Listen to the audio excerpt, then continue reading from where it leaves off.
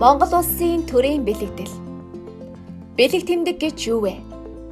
Альва нэг зүйлийн утга учирыг дүрс тэмдэг дуу авиагаар илэрхийлж, түүнийг нь бүх нийтээр хөлөн зөвшөөрснийг бэлэг тэмдэг гэнэ.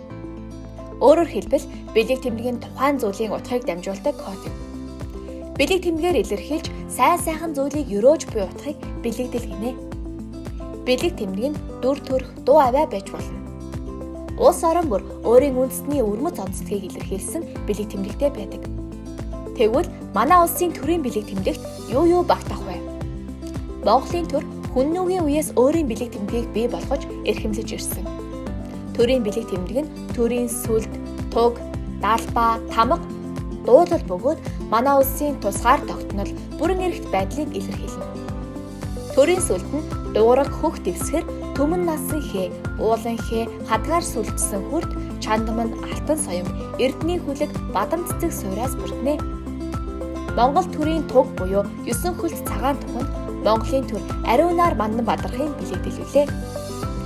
Төрийн тамга нь тухайн улсын тусгаар тогтнол, бүрэн эрхт байдлын илэрхийлэл, хууль цаазны батламж, төр ёсны бэлэг тэмдэг юм. Төрийн тамгыг Монгол улсын ерөнхийлөгч барина.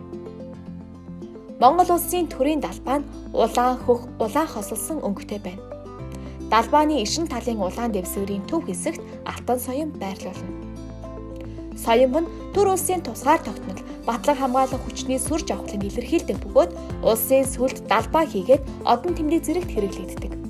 Харин Монгол улсын төрийн дуулалын тухайд хөгжмийг ил мөрд орж, Б дамдын сүрнээр зохиож үгийг нь З дамдын сүрэн бичсэн юм. Иргэд өөрөх аж ахуйг нэгж байгуулгын төрийн бэлэг тэмдгээ дээдлэн хүндэтгэх ёстой.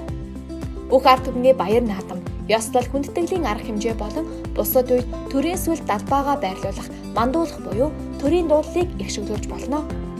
Төрийн дуулалыг олон нийтийн өмнө эгшүүлүүлэхэд бүх хүн босож дуулж хүндэтгэнэ.